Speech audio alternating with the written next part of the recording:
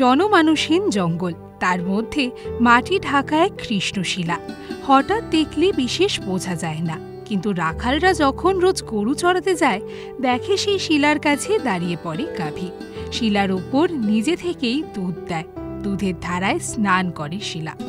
এই শিলা না, সাধারণ শিলা পাথর নয়। এই অলৌকিক ঘটনায় জন্ম দিয়েছিল বাংলার এক মহাশক্তিধর তীর্থক্ষেত্রের তারকেশ্বর মন্দির।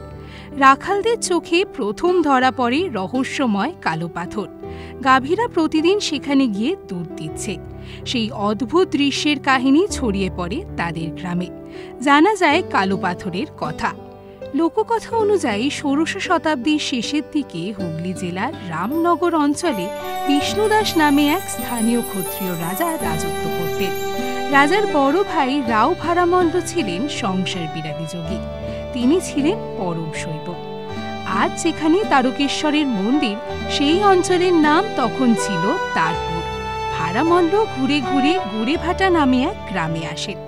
এখানে রাজার গোর রক্ষকের কাছে জানতে পারেন যে কিছু গাভী জঙ্গলে প্রবেশ করে একটি শিলার ওপর দুগ্ধ দান করে। ভারামল্ল সেই আশ্চর্য কথা রাজা বিষ্ণুদাসকে জানায়। তখন রাজা ওই শিলাখণ্ডটি নিজ ভূমি রামনগরে আনার উদ্যোগ নেন। শিলাটিকে তুলে আনার জন্য রাজার লোকেরা প্রথম দিন ৫০ হাত খনন করার পরও এর ভিত্তি খুঁজে না পেয়ে সেদিনের মতো কাজ বন্ধ রাখেন। সে রাত্রে বিষ্ণুদাসকে মহাদেব স্বপ্নে জানান যে তিনি তারকেশ্বর শিব। তার প্রসার গয়া, গঙ্গা, কাশী পর্যন্ত, সুতরাং খনন করে তাকে তোলা যাবে না।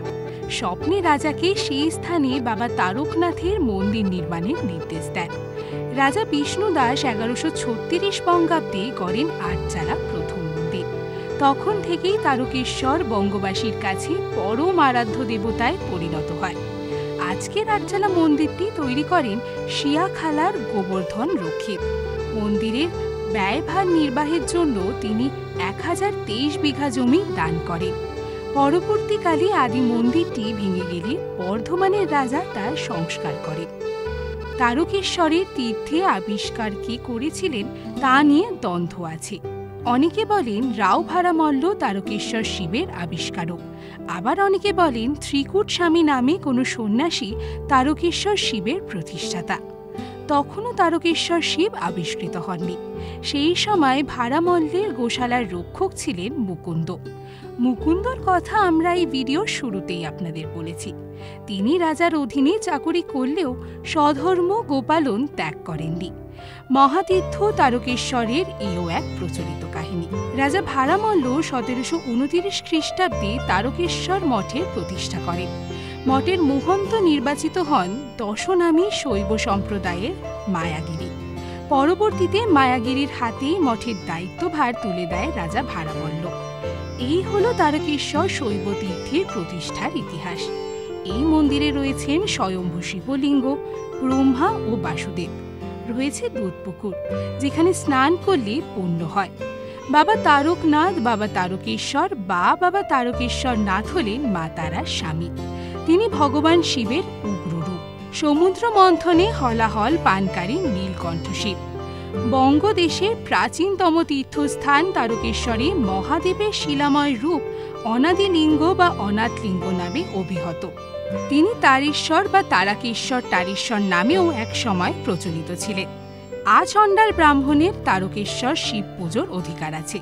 শ্রাবণ মাস মানে তারকেশ্বরের লাখো ভক্তের ঢল। ভোলা বাবা পার করেগা আওয়াজে মুখর হয়ে ওঠে পথ। বৈশাখ শ্রাবণ মাসে ভক্তদের ভিড়ে তিল ধারণের স্থান থাকে না মন্দির চত্বরে। হিন্দু ধর্মে বাংলা মাস শ্রাবণের বিশেষ তাৎপর্য রয়েছে।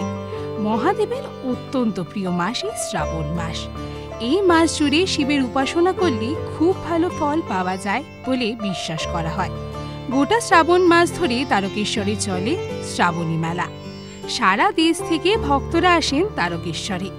শেওড়াফুলি থেকে গঙ্গার জল কাঁধে বাঁকে ঝুলিয়ে ভক্তরা হেঁটে আসেন প্রায় ৪০ কিলোমিটার। মুখে ভোলে বাবা পার করেগা বল।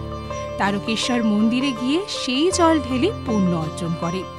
শ্রাবণী মেলাকে কেন্দ্র করে গোটা তারকেশ্বর যেন উৎসব নগরী। শ্রাবণ মাসের প্রতিটি দিন, শিবরাত্রি, চৈত্র সংক্রান্তি এবং প্রতি সোমবার লাক্ষাধিক ভক্তের ভিড় হয় তারকেশ্বর মন্দিরে।